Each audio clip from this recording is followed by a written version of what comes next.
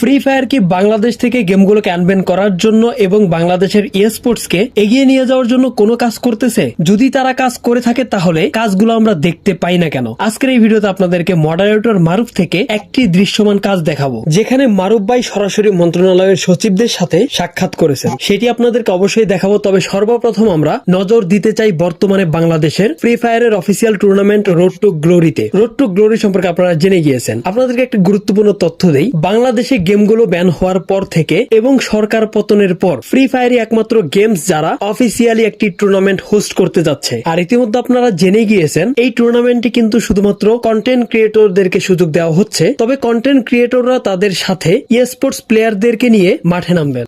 এই টুর্নামেন্টের ফাইনাল কিন্তু অনুষ্ঠিত হবে এই মাসের 24 তারিখে বিকাল 4টায়। আপনারা সকলে রেডি থাকবেন। ফ্রি ফায়ারের সমস্ত অফিসিয়াল মাধ্যমগুলোতে আপনারা লাইভ দেখতে পাবেন। ফ্রি ফায়ারের এবার এই টুর্নামেন্টে অনেক বেশি ইন্টারেস্টিং একটা বিষয় আমি লক্ষ্য করলাম। প্রাইস পুলের দিকে যদি আপনি লক্ষ্য করেন তাহলে দেখতে পাবেন এই টুর্নামেন্টে কিন্তু 10 লক্ষ টাকার প্রাইস পুল রাখা হয়েছে, যার মধ্যে প্রথম পজিশনে থাকা দল পাবে 3 লক্ষ টাকা, সেকেন্ড পজিশনে 2 লক্ষ টাকা এবং থার্ড পজিশনে 1 লক্ষ টাকা। ফ্রি ফায়ার স্পোর্টস কে অনেক বেশি এগিয়ে নিয়ে যাওয়ার জন্য, স্পোর্টস কে অনেক বেশি পরিমাণে হাইপে তোলার জন্য যে সকল কন্টেন্ট ক্রিয়েটররা এই টুর্নামেন্টে অংশগ্রহণ করবেন তারা কিন্তু রোড টু গ্লোরি একটি ভিডিও আপলোড করেছেন। এই ভিডিওগুলোর মধ্যে যেই কন্টেন্ট ক্রিয়েটর সব থেকে বেশি ভিউজ পাবে সেই কন্টেন্ট ক্রিয়েটরকে দেওয়া হবে 4 লক্ষ টাকা। তারও পাশাপাশি 50,000 প্লাস ডায়মন্ড তো রয়েছে। এই বিষয়টি আমার কাছে অনেক বেশি ভালো লেগেছে যে ফ্রি ফায়ার চাচ্ছে কন্টেন্ট ক্রিয়েটররা যাতে স্পোর্টস রিলেটেড কন্টেন্ট আপলোড করুক, যার ফলে স্পোর্টস এর প্রতি মানুষের আগ্রহ বাড়বে, স্পোর্টস এর ভিত্তি আরো বেশি শক্তিশালী হবে। আপনারা যেভাবে ফ্রি ফায়ারের অফিসিয়ালদেরকে কথা বলে থাকুন না কেন, এইভাবে কন্টেন্ট ক্রিয়েটরকে প্রাইস পুল দেওয়ার যে সিদ্ধান্তটা যে ব্যক্তি নিয়েছে তাকে আমি পার্সোনালি অনেক বেশি ধন্যবাদ দিতে চাই এত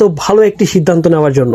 আপনারা তো অবশ্যই 24 তারিখে ফাইনাল দেখবেন। ফাইনালে আপনার প্রিয় টিম কোনটা, আপনার প্রিয় কন্টেন্ট ক্রিয়েটর কোনটা, তা অবশ্যই আমাদের কমেন্ট সেকশনে কমেন্ট করে জানিয়ে দিবেন যে আপনি ফাইনালে কাকে সাপোর্ট করতে যাচ্ছেন, কোন টিমকে সাপোর্ট করতে যাচ্ছেন।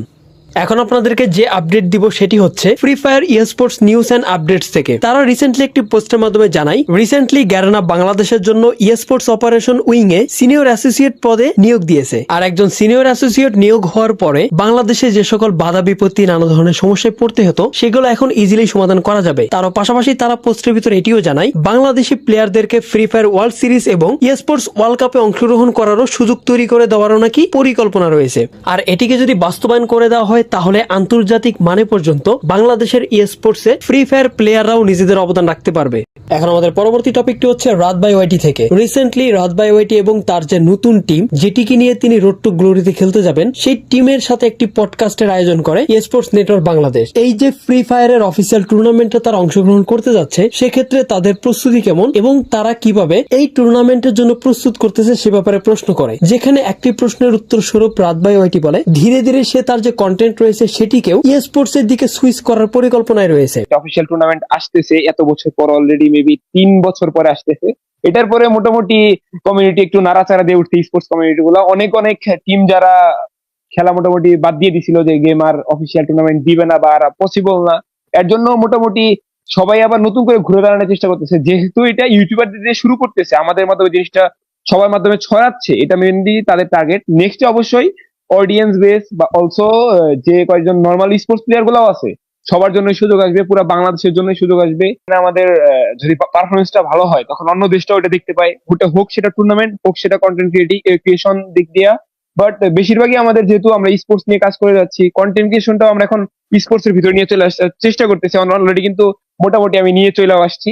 তো যখন আমরা কোনো ইন্টারন্যাশনাল টুর্নামেন্টে বাংলাদেশের টিম হয়ে ওই দেশে খেলি এন্ড ওখানে যখন আমরা ভালো কিছু করতে পারি তখন কিন্তু আমাদের অনেক ভালো লাগে। এন্ড অলসো যারা বাংলাদেশি আছে তারাও তো সাপোর্ট করতে ওখানে যায়, তারা দেখেও কিন্তু জিনিসটা অনেক ভালোভাবেই নেয় যে আমাদের দেশের মধ্যে তারা তো ডমিনেট করতেছে এন্ড অলসো এখন ইন্টারন্যাশনাল লেভেলে এসেও তারা এটা করতেছে।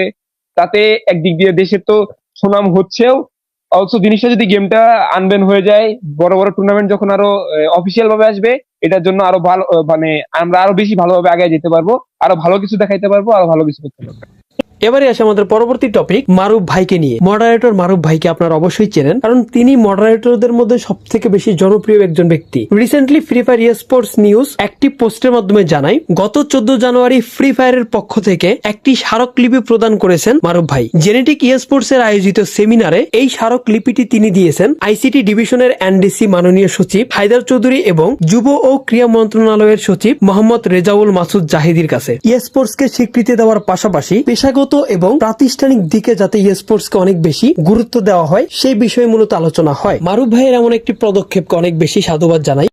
স্পোর্টস সম্পর্কে এতগুলো আপডেট পাওয়ার পরে আপনার কি মনে হয় এবছর অর্থাৎ 2025 সালেই আমরা গেমগুলোকে আনবেন দেখতে পাবো? সে ব্যাপারে আপনাদের কি ধারণা তা অবশ্যই আমাদের কমেন্ট সেকশনে কমেন্ট করে জানাবেন। এখন আমাদের পরবর্তী টপিকটি হচ্ছে প্রো লাবিব পয়েটি থেকে। প্রো লাবিব পয়েটি, যারা পুরনো অডিয়েন্স রয়েছেন তারা অবশ্যই লাবিবকে চিনে থাকবেন। রিসেন্টলি লাবিব কুরুল গেমিং যে চ্যালেঞ্জ করেছিল, সে যদি প্যানেল ব্যবহার করে থাকে তাহলে অন্যরা কেন প্যানেল ব্যবহার করে বছরের পর বছর আইডিটিকে টিকিয়ে রাখতেছে না? সেক্ষেত্রে লাবিব দেখায় 3 বছর আগে সে প্যানেল ব্যবহার করেছিল, সেই অ্যাকাউন্ট এখনো পর্যন্ত টিকে রয়েছে। তার থেকে গুরুত্বপূর্ণ একটি বিষয় সে তার ভিডিওতে শো করে, যেখানে বাংলাদেশের একজন মডারেটরের ভয়েস তিনি দেখায়, যেটি রেকর্ড করা হয়েছিল আজ থেকে প্রায় 2 বছর আগে, যেখানে ফ্রি ফায়ার কন্টেন্ট ক্রিয়েটরদের সাথে পার্টনার প্রোগ্রামের কি ধরনের রুলস রয়েছে, কি ধরনের চুক্তি রয়েছে সেই ব্যাপারে একটি ভয়েস রিভিল করে প্রো লাবিব পয়েটি। চলুন আপনাদেরকে লাবিবের ভিডিও থেকে সেই অংশটুকুকে দেখিয়ে দিই। এবার থার্ড কোশ্চেন অ্যান্সার দেয় যে কেন এদের পার্টনার প্রোগ্রামকে বের করা হয় না।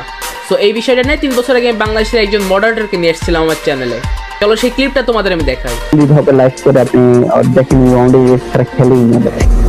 হ্যাক ইউজ তো করতে আছে যে আনফেয়ার অ্যাডভান্টেজ নেওয়ার জন্য, যাতে ওই নর্মাল গেম প্লে যাতে ভালো খেলতে পারে, গেম প্লে ভালো দেখাতে পারে। প্রোগ্রামে আছে কারণ সে গ্যারিনার বিষয়বস্তু প্রচার করতেছে, এই জন্য তাকে পার্টনারে রাখা হয়েছে। তার গেম প্লে দিয়ে বা তার কোনো কিছু নাই, পার্টনার থাকে তার যে ভিউয়ার্স আছে, ভিউয়ার্স নিয়ে, আর সে যে মানে ফ্রি ফায়ার প্রমোট করতেছে, এক কথায় প্রমোটের জন্য সে পার্টনারে আছে। যখন তার মানে এই এলিগেশনের জন্য তার ভিউ কমে যাবে বা তার ভিউয়ার্সরা তার ভিউ দেওয়া বন্ধ করে দিবে, তখন সে পার্টনারতে বের হয়ে যাবে।